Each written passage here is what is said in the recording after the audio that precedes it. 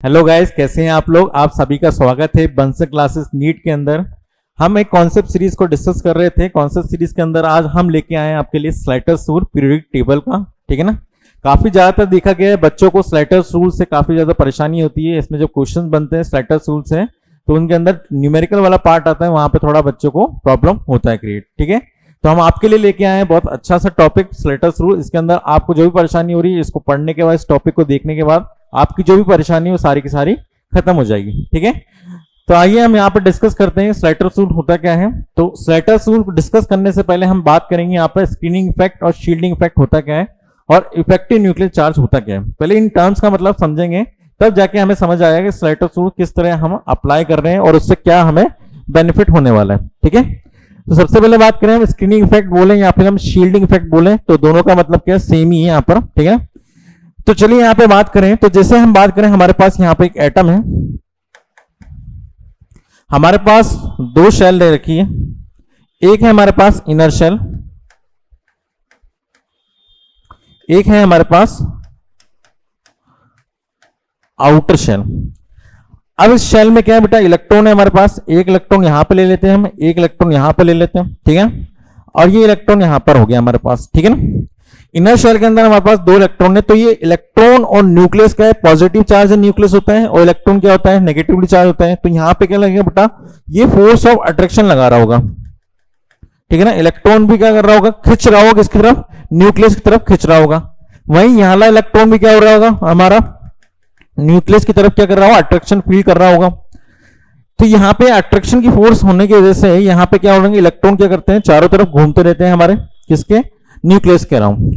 पर यहाँ पे आप देख सकते हो कि इलेक्ट्रॉन और इलेक्ट्रॉन यहाँ पे प्रेजेंट है। तो इलेक्ट्रॉन पे नेगेटिवली चार्ज पार्टिकल है और इलेक्ट्रॉन यहाँ पे भी क्या नेगेटिवली चार्ज पार्टिकल है। तो यहाँ पे क्या देखा गया कि ये इलेक्ट्रॉन और ये इलेक्ट्रॉन इसको क्या कराएंगे, रिपल्शन फील कराएंगे। यानी कि यहाँ पे हम बात करें कि ये मैं न्यूक्लियस हो गया, मेरे अराउंड दो बच्चे खड़े हुए, तो दो बच्चे क्या कर रहे हैं, वो मेरे को सबसे ज्यादा अट्रैक्शन लगाकर बैठे हुए हैं। और जो बाहर वाला इलेक्ट्रॉन होगा, माने कि बाहर वाला जो दूसरी बेंच वाला बच्चा बैठा हुआ है, तो दूसरी बेंच वाला जो बच्चा है उसका अट्रैक्शन भी मेरे पे होगा। पर जितना अट्रैक्शन मेरा जो पहले वाले शेल के इलेक्ट्रॉन होंगे, मतलब पहले शेल वाले जो बच्चे होंगे, वो ज्यादा अट्रैक्शन फील करेंगे, ठीक है ना। और आउटर वाले वो क्या करेंगे, पहले वो डाउट पूछेंगे अपना, उसके बाद दूसरा वाला बच्चा हमारा क्वेश्चन डाउट पूछेगा, ठीक है ना, जो सेकंड बेंच पे बैठा हुआ है, ठीक है। तो यहाँ पे ये अट्रैक्शन फील कर रहे हैं। तो यहाँ अट्रैक्शन फील करना है, साथ साथ ये इलेक्ट्रॉन है, तो इलेक्ट्रॉन पे नेगेटिव चार्ज है, इस इलेक्ट्रॉन पे भी नेगेटिव चार्ज है। तो क्या कर रहा होगा, इसको रिपल्शन फील करा रहा होगा और ये दूर भागने की कोशिश कर रहा होगा। तो इसी को जो है अट्रैक्शन फील कर रहे हैं ये इलेक्ट्रॉन, और जिसको रिपल्शन फील करा रहे हैं, तो ये जो प्रोटेक्शन प्रोवाइड हुई है, इस इलेक्ट्रॉन को प्रोटेक्शन प्रोवाइड कराई दी है ये इलेक्ट्रॉन के द्वारा, ठीक है ना। इसी को क्या बोलते हैं अपन, स्क्रीनिंग इफेक्ट बोलते हैं, या फिर हम इसको शील्डिंग इफेक्ट बोलते हैं, ठीक है। आइए एक एग्जांपल लेके हम बात करते हैं। यहां पर देखिए हमारे पास यहां पर एक एग्जांपल लेते हैं, ये एटम बना हुआ है। अच्छा एग्जांपल लेते हैं ह्यूमन लाइफ से, कोई एक्टर आपको पसंद होगा, ठीक है। तो हम यहाँ पे मान लेते हैं कि हमारे पास एक्टर है, ठीक है ना। एक हम सलमान खान बना लेते हैं हमारे पास, ठीक है। ये हमारा सलमान खान बन गया, थोड़ा मोटा सा है, एडजस्ट करें थोड़ा सा,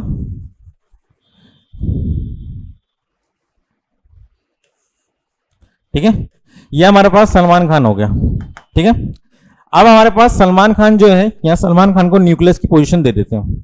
अब हुआ क्या भाई, क्लास चल रही है आपकी, मानो, ठीक है ना, आप बंसल क्लासेस के अंदर पढ़ते हैं। आपकी क्लास जो है नॉर्मली 6 o'clock पे स्टार्ट होती है और खत्म जब होती है 7:30 पे खत्म होती है। और आपके नियर आसपास जहां पे भी मॉल है, उस मॉल में क्या आने वाला है, सलमान खान आने वाला है। और सलमान खान जो है ज्यादातर कितने बजे आने वाला है, आपका नियरली 8 बजे आने वाला है। तो आपने सोचा कि क्लास खत्म होगी, जैसे ही क्लास खत्म होगी 7:30 बजे, तो 7:30 बजे में भाग के सलमान खान के पास मिलने चला जाऊंगा, देखने चला जाऊंगा। अब सलमान खान को देखने के लिए आप अकेले तो होंगे नहीं, ठीक है ना, ये आप हो गए, आपको इलेक्ट्रॉन की तरह मान लेते हैं। ऑलरेडी जो यहाँ पर नॉर्मल पब्लिक होगी, यहाँ पर और भी जो स्टूडेंट होंगे वो भी क्या करने होंगे, वही सलमान खान को मिलने की कोशिश करेंगे। तो ऑलरेडी पब्लिक क्या होगी भाई, यहाँ पे ऑलरेडी पब्लिक क्या होगी, प्रेजेंट होगी। तो जहां पर ये पब्लिक प्रेजेंट है, आप यहाँ पे उसके पास आने की कोशिश करोगे सलमान खान के पास, तो ऐसा तो है नहीं कि भाई आप बहुत बड़ी हस्ती हो, ठीक है ना, क्योंकि बहुत बड़ा कुछ पोजीशन आपने अचीव कर रखा हो। अगर आपने यहाँ पे इलेक्ट्रॉन हो, तो यहाँ पे ऑलरेडी जो पब्लिक होगी, वो पब्लिक क्या करेगी, आपको पीछे धक्का देने की कोशिश करेगी, भैया हमें पहले मिलना है, हमें सेल्फी मिल जाए, ठीक है ना। तो यहाँ पे क्या होगा, ये जो प्रोटेक्शन प्रोवाइड कराई गई है, ठीक है ना, इनर शेल वाले इलेक्ट्रॉन से, ठीक है ना, आउटर शेल के इलेक्ट्रॉन को, उसी को क्या बोलते हैं हम यहाँ पर शील्डिंग बोलते हैं, उसी को क्या बोलते हैं बेटा शील्डिंग बोलते हैं, ठीक है ना, शील्डिंग बोले, और क्या बोल सकते हैं हम स्क्रीनिंग बोलते हैं। और जो ये अट्रैक्शन, ये इलेक्ट्रॉन है जो अट्रैक्शन फील कर रहा होगा न्यूक्लियस की तरफ, ये इलेक्ट्रॉन है वो जो अट्रैक्शन फील कर रहा होगा किसकी तरफ, न्यूक्लियस की तरफ, उसी को क्या बोले हम यहाँ पर इफेक्टिव न्यूक्लियर चार्ज, यानी कि जेड इफेक्टिव, उसको क्या बोलेंगे अपन जेड इफेक्टिव। जो ये इलेक्ट्रॉन है जितना अट्रैक्शन फील कर रहा होगा न्यूक्लियस की तरफ, ठीक है ना, आफ्टर शील्डिंग, ठीक है ना, शील्डिंग होने के बाद जितना अट्रैक्शन ये फील करेगा इलेक्ट्रॉन न्यूक्लियस की तरह, उसी को क्या बोलेंगे इफेक्टिव न्यूक्लियर चार्ज, या फिर हम उसको बोलेंगे जेड इफेक्टिव बोलेंगे, ठीक है ना। आइए आपको समझ में आया होगा। यहाँ पे हम थोड़ा थ्योरी वाला पार्ट लिख रखा है कि in an atom the electron present in outer shell experience two types of forces. यहाँ पे जो आउटर शेल में इलेक्ट्रॉन प्रेजेंट है तो दो तरह के फोर्सेस को फील कर रहा है बेटा, अट्रैक्शन बाय द न्यूक्लियस, क्या कर रहा है अट्रैक्शन फील कर रहा है न्यूक्लियस के द्वारा, ठीक है ना, न्यूक्लियस की तरफ अट्रैक्शन फील कर रहा है, और रिपल्शन फील कर रहा है इनर इलेक्ट्रॉन द्वारा, ठीक है ना। Due to the repulsion by the inner electron complete charge of nucleus does not act on the outer electron. तो क्या बोलना चाह रहा है यहाँ पे, जो अट्रैक्शन फील करना चाहिए था आउटर शेल का इलेक्ट्रॉन अंदर न्यूक्लियस की तरफ, उतना अट्रैक्शन फील नहीं कर पा रहा है, क्योंकि यहाँ पे क्या है इनर शेल के इलेक्ट्रॉन क्या फील करवा रहे हैं, रिपल्शन फील करवा रहे हैं, ठीक है ना। In this way the outer electron is being shielded, इस तरह से इलेक्ट्रॉन क्या हो गया यहाँ पे शील्डेड हो गया outer electron from the charge of nucleus, ठीक है ना, किससे from the charge of nucleus. This tendency of inner electron to protect the outer electron from the charge of nucleus is called shielding और screening effect. क्या बोल रहा है, यही जो प्रोसेस है कि आउटर इलेक्ट्रॉन जितना अट्रैक्शन फील करना चाहिए था इनर न्यूक्लियस की तरफ, तो इनर इलेक्ट्रॉन ने क्या प्रोवाइड कर दी, शील्डिंग प्रोवाइड कर दी। तो शील्डिंग प्रोवाइड करने की वजह से जो ये प्रोसेस हुआ उसी को क्या बोला गया यहाँ पे स्क्रीनिंग इफेक्ट या फिर शील्डिंग इफेक्ट बोला गया। चलिए आगे चलते हैं हम यहाँ पे, देखिए दो तरह की हमारे पास शील्डिंग होती है, एक होती है पुअर शील्डिंग और एक होती है इफेक्टिव शील्डिंग। तो हम बात करें जैसे कि हमारे पास सलमान खान था हमारे पास, तो इफेक्टिव शील्डिंग में क्या होगी भाई, इफेक्टिव शील्डिंग में हमारे पास जो ऑर्बिटल हो गए, यानी कि आप जो है यहाँ पे हम बात करें कि आपकी हाइट जो है 5 फीट 6 इंच है, ठीक है ना, आपकी हाइट क्या है 5 फीट 6 इंच है, और सलमान कितना है भाई 5 फीट 8 इंच का है, ठीक है ना, 5 फीट 8 इंच है, 5 फीट 10 इंच के आसपास है। और यहाँ पे जो उसका बॉडीगार्ड है, बॉडीगार्ड जो खड़े हुए हैं, वो शेरा जो उसका बॉडीगार्ड है वो खड़ा हुआ है, और ऑलरेडी बहुत सारी पब्लिक खड़ी हुई है यहाँ पे। तो ये शेरा खड़ा हुआ है यहाँ पे, तो शेरा किस फॉर्म में खड़ा हुआ है, इलेक्ट्रॉन की फॉर्म में खड़ा है, ठीक है ना, और भी बॉडीगार्ड्स हैं। तो यानी हमारे पास बोल सकते हैं एस और पी ऑर्बिटल हमने पढ़ा हुआ है, एजीमुथल क्वांटम नंबर, उसके अंदर हमने पढ़ा एस पी डी और एफ, ठीक है ना। एस और पी ऑर्बिटल क्या प्रोवाइड करते हैं बेटा, इफेक्टिव शील्डिंग प्रोवाइड करते हैं, क्योंकि वो सबसे क्या होते हैं पास होते हैं, किसके न्यूक्लियस के सबसे पास होते हैं, और न्यूक्लियस के सबसे पास होने की वजह से जो सबसे अच्छा इफेक्टिव शील्डिंग प्रोवाइड करते हैं वो कौन प्रोवाइड करते हैं, एस और पी ऑर्बिटल प्रोवाइड करते हैं, ठीक है ना। हम यहाँ पे बात करें तो 5 फीट 6 इंच के आप हो, ठीक है ना, यहाँ पे सलमान खान है 5 फीट 8 इंच का, और यहाँ पे शेरा है उसकी हाइट कितनी है 6 फीट है। तो 6 फीट होने की वजह से क्या होगा भाई, आप यहाँ पर जो है 5 फीट 6 इंच के हैं और आने पा रहे हो किसके पास, मिलना चाह रहे हो सलमान खान के साथ कि भाई सेल्फी खिंचवा लेता हूं मैं यहाँ पे, तो शेरा क्या करेगा आपको उससे आने नहीं देगा, ठीक है ना। तो यहाँ पे आपके पास आने नहीं देगा तो क्या होगा, यहाँ पे इफेक्टिव शील्डिंग प्रोवाइड कर रहे हैं, यानी कि एस और पी ऑर्बिटल प्रेजेंट हो क्या प्रोवाइड कर रहे हैं, यहाँ पे इफेक्टिव शील्डिंग प्रोवाइड कर रहा है, इस वजह से आप सलमान खान के पास ज्यादा प्रयास नहीं आ पाओगे। वही हम बात करें पुअर शील्डिंग की। अब पुअर शील्डिंग में क्या होगा भाई, हमारे पास आपकी हाइट हमने कर दी 6 फीट, ठीक है ना, सलमान खान की हाइट है 5 फीट 8 इंच, ठीक है ना। अब यहाँ पे जो बॉडीगार्ड खड़े हैं वो कितने खड़े हैं भाई 5 फीट 5 इंच के खड़े हैं, ठीक है ना। तो ये हाइट के बंदे खड़े हैं यहाँ पर सलमान खान को प्रोटेक्शन कर रहे हैं, और ये जो ऑर्बिटल होगी बेटा कौन सी होगी, डी और एफ ऑर्बिटल होगी, ठीक है ना।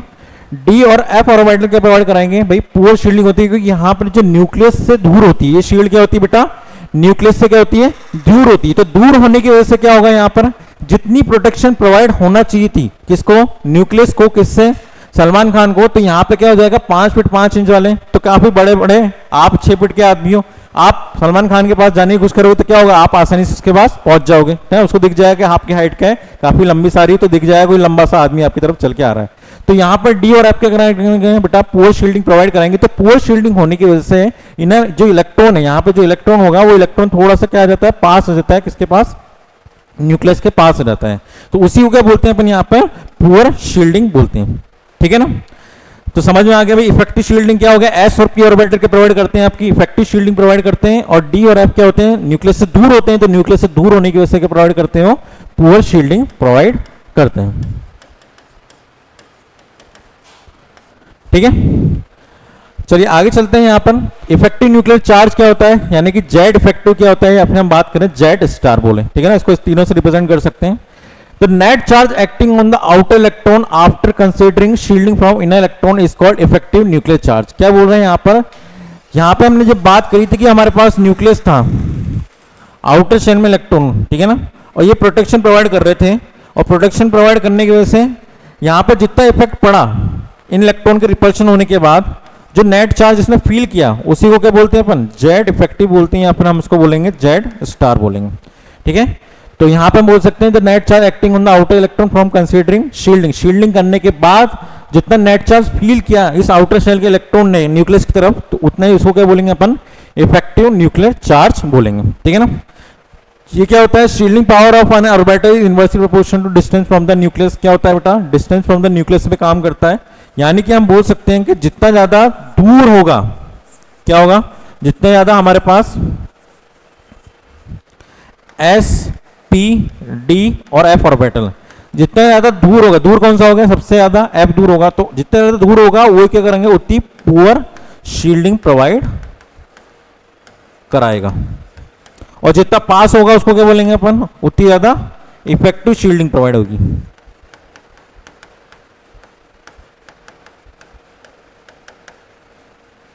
हाँ, उसको क्या बोलेंगे, इफेक्टिव शील्डिंग बोलेंगे। तो देखिए अब स्लाइटर्स रूल आ चुका है आपका, ठीक है ना। तो स्लाइटर्स रूल्स में क्या बोलता है भाई, जेड इफेक्टिव का फॉर्मूला क्या है, जेड माइनस सिग्मा, ठीक है ना। तो जेड क्या हो गया आपका, एटॉमिक नंबर हो गया, सिग्मा क्या होगा, जितना यहाँ पर इसने रिपल्शन फील किया है, ठीक है ना, आउटर शेल इलेक्ट्रॉन ने कितना रिपल्शन फील किया है, शील्डिंग फील करी है, उसी को बोल रहे हैं हम यहाँ पे सिग्मा से रिप्रेजेंट कर रहे हैं। अब इलेक्ट्रॉन जब प्रेजेंट है किसके अंदर, एस और पी ऑर्बिटल के अंदर, तो यहाँ पर जो एन वाली ऑर्बिटल होगी तो उसको हम वहाँ पे एन की वैल्यू कितनी लेंगे, यहाँ पे 0.35 लेंगे, उसके अंदर वाली शेल के लिए कितना लेंगे बेटा, 0.85 लेंगे, और उसके अंदर जितनी भी शेल आ रही है सभी के लिए कितना लेने वाले हैं, 1 लेने वाले हैं। वहीं हम डी और एफ ऑर्बिटल की बात करें तो 0.35 लेनी है हमें एन की वैल्यू, और जितने भी अंदर है n-1 n-2 सभी के लिए वैल्यू क्या लेनी है, हमें 1 लेनी है। अगर ये भी ध्यान रखना है नोट में, क्या अगर हमारे पास इलेक्ट्रॉन प्रेजेंट है only in 1s orbital, 1s orbital के अंदर प्रेजेंट है, तो वहां पर सिग्मा की वैल्यू कितनी हो जाती है हमारे पास, 0.3 हो जाती है, ठीक है ना। तो यहाँ पे हम बात करें, यहाँ पे हमारे पास क्या बोल सकते हैं कि हमारे पास ये होगी n, ये होगी n-1, ये होगी n-2 और ये होगी n-3। तो यहाँ पे कितना शील्डिंग होगा भाई, 0.35 किसके लिए, s और p ऑर्बिटल के लिए, ये कितना करवाएगा 0.85, और ये कितना हो जाएगा 1 और 1 हो जाएगा। ये किसके लिए बोल रहे हैं अपन, s और p के लिए बोल रहे हैं। हम यहाँ पे बात करें d और f के लिए, d और f ऑर्बिटल के लिए बात करें तो यहाँ पे कितना हो जाएगा बेटा, d और f के लिए, n के लिए हो जाएगा 0.35, और बाकी n-1 n-2 n-3 जितनी भी अंदर है सभी के लिए क्या हो जाएगा, 1 हो जाएगा। तो हमें देखना d और f ऑर्बिटल में अगर लास्ट इलेक्ट्रॉन आ रहा है तो यहाँ पे शील्डिंग कितने से होगी, 0.35 से। अगर यहाँ पे इलेक्ट्रॉन आ रहा है कहाँ पे, s और p में, तो 0.35 से होगी n के अंदर, और उसके अंदर वाले में कितने से होगी, 0.85 से, और सबके लिए अंदर बाकी कितना हो जाएगा, 1 हो जाएगा। ठीक है ना, क्लियर है बेटा। चलिए अब हम यहाँ पे कैलकुलेशन करते हैं जेड इफेक्टिव की, कैलकुलेशन ऑफ जेड इफेक्टिव। तो सबसे पहले एलिमेंट ले लेते हैं अपन हाइड्रोजन। हाइड्रोजन हम बात करें तो एटॉमिक नंबर कितना हो गया 1, और इलेक्ट्रॉनिक कॉन्फ़िगरेशन क्या होता है 1s1, ठीक है ना। जेड इफेक्टिव निकालें तो जेड इफेक्टिव कितना हो जाएगा, जेड माइनस सिग्मा। तो जेड कितना है भाई, यहाँ पे क्या होगा, आपके पास न्यूक्लियस है, यहाँ इलेक्ट्रॉन है। अब टेस्टिंग किस पे कर रहे हैं, एक ही इलेक्ट्रॉन प्रेजेंट है यहाँ पे, तो टेस्टिंग करने का अलग इलेक्ट्रॉन भी कितना रहेगा, एक ही है, तो एक ही पे टेस्ट करेंगे, यहाँ पे कोई और दूसरा इलेक्ट्रॉन प्रेजेंट ही नहीं है, तो यहाँ पे क्या होगा, कोई भी शील्डिंग नहीं होगी। तो शील्डिंग नहीं होगी तो जेड कितना होगा, एटॉमिक नंबर 1, और शील्डिंग कितनी होगी 0, तो आंसर कितना हो जाएगा 1 हो जाएगा। चलिए दूसरा एग्जाम्पल लेते हैं हीलियम का। हीलियम कितना हो जाता है भाई, 2 हो जाता है। अब इसका क्या इलेक्ट्रॉनिक कॉन्फ़िगरेशन कितना हो गया, 1s2, ठीक है ना।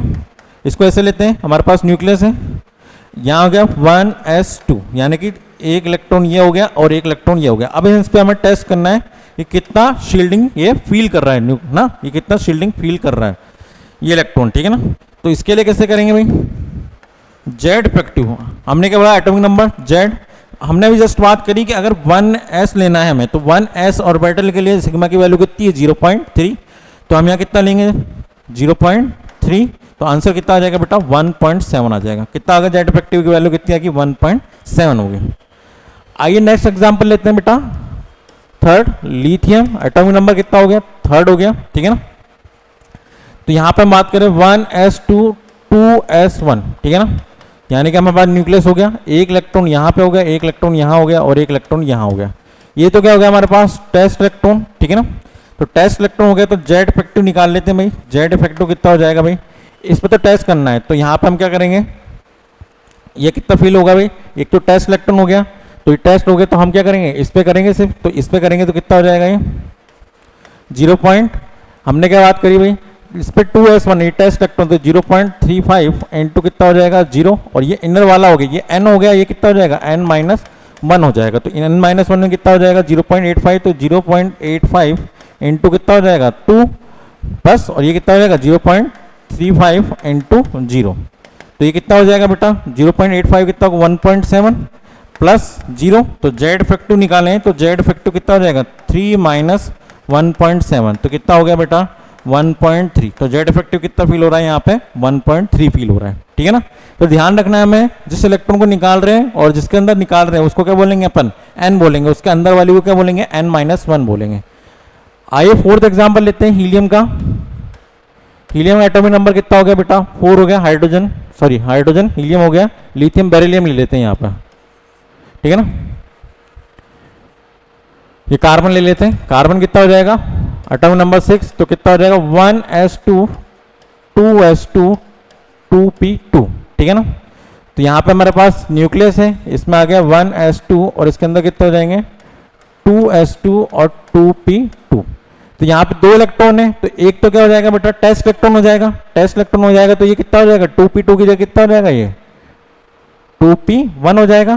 तो यहाँ कितना बचा 3 इंटू 0.35, ये क्या होगी n ऑर्बिटल, ये क्या होगी n-1, तो ये कितना हो जाएगा 2 इंटू 0.85 प्लस, तो 2 इंटू 0.85 कितना हो जाएगा 8 8 16, ये कितना हो गया 17, तो ये कितना हो गया 1.7 और 3 इंटू 0.35, पहले 3 इंटू 3 करो कितना हो गया 9, तो 0.9 और 0.9 इंटू 5 तो कितना होगा 1.05 हो गया।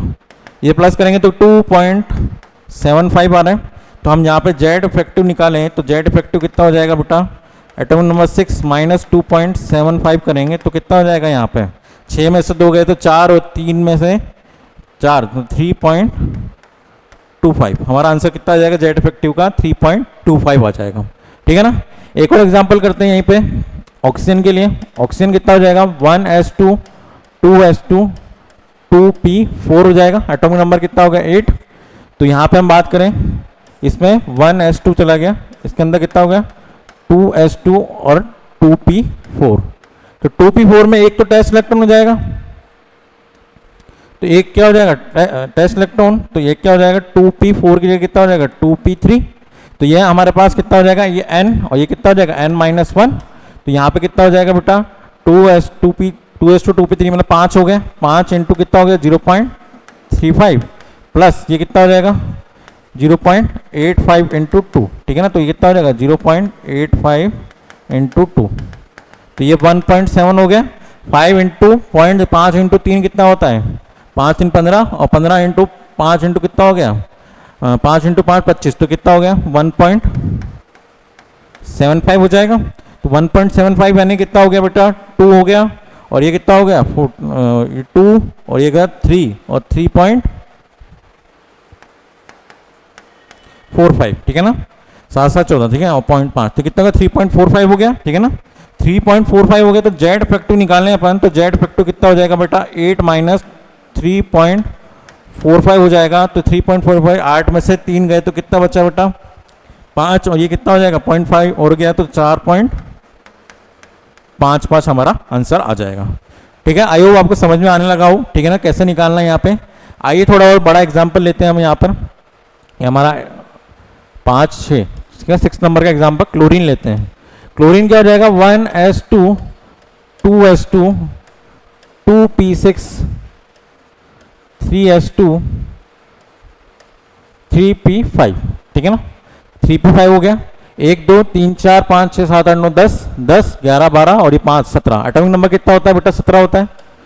17 हो गया, ठीक है। तो 17 हो गया तो ये क्या हो गया, इनको एक में मानना है, इनको एक में मानना है और इसको एक में मानना है। तो ये कितना हो जाएगा, ये बचेगा कितना 3s2 3p4 बचेगा, एक टेस्ट इलेक्ट्रॉन हो जाएगा इसमें, ठीक है ना। p से एक टेस्ट इलेक्ट्रॉन हो गया।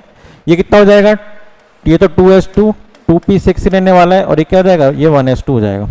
तो इसको क्या बोले अपन ने n, इसको क्या बोला अपन ने n-1 ऑर्बिटल, और इसको क्या बोलेंगे अपन n-2।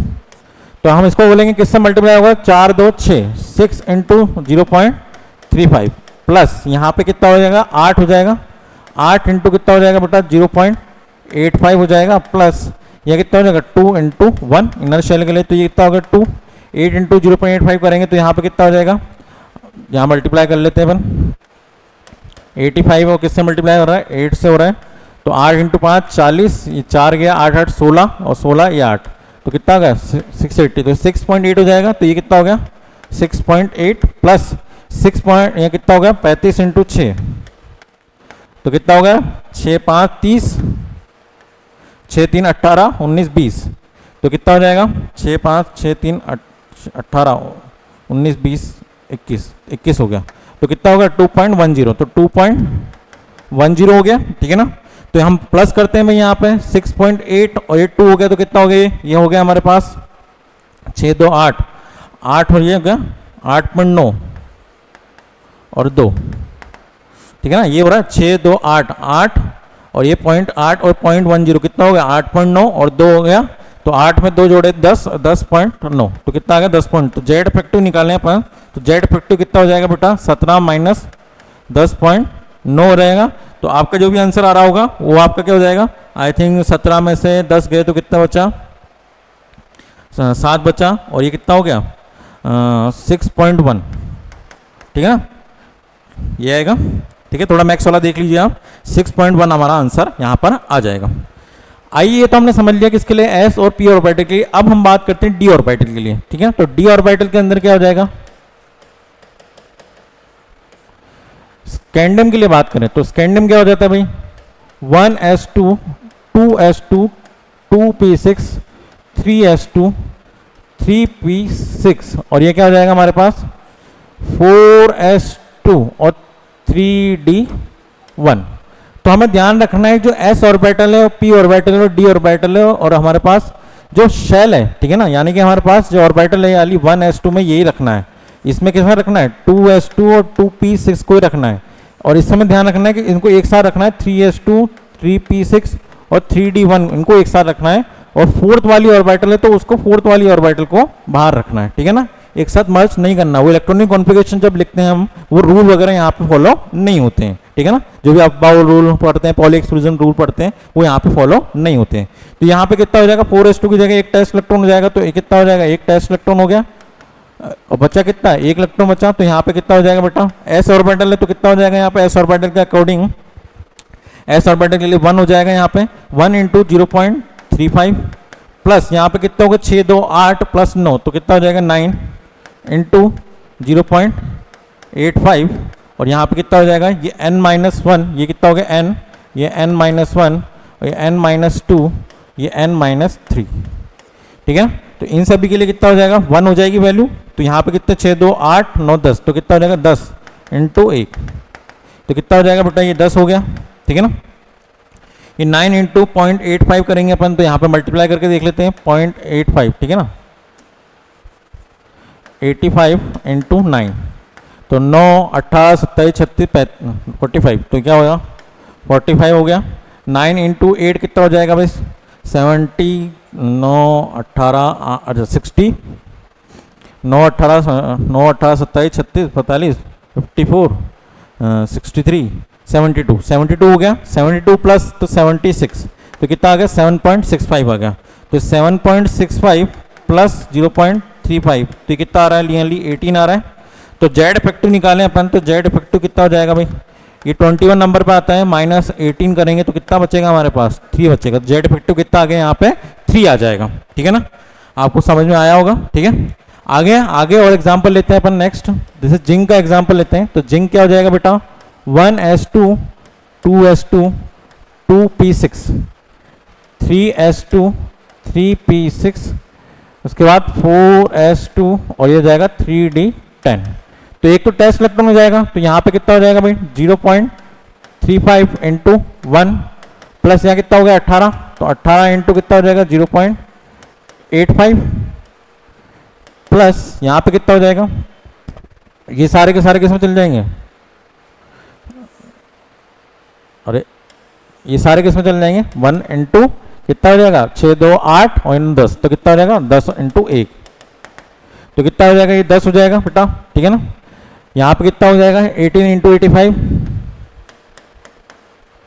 तो 8 इंटू 5 कितना हो गया 40, और ये कितना 8 8 16 और 16 ये 68 680 आ गया, और ये कितना हो जाएगा मल्टीप्लाई, ये कितना हो जाएगा 1 इंटू 85, तो ये 85 हो गया, तो ये 0 8 5 कितना 13, ये ऊपर गया तो 8 और ये कितना होगा 8 और 6 14, ये 15 कितना हो गया 15 हो गया, तो कितना हो गया 15.30, तो कितना हो जाएगा भाई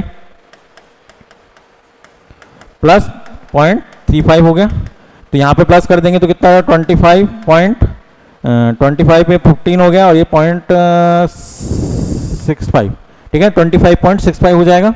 जेड इफेक्टिव निकालेंगे अपन, तो जेड इफेक्टिव कितना हो जाएगा बेटा 30 माइनस 25.65 निकालेंगे, तो यहाँ पे कितना होगा 30 में 25 गए तो कितना गए 5 बचे, 5 में से यहाँ पे 0.65 निकाल दिया तो कितना बचेगा 0.65 निकालने पे 4.35, तो आंसर कितना आ जाएगा जेड इफेक्टिव का हमारे पास जेडन के लिए 4.35 आ जाएगा जेड इफेक्टिव, ठीक है।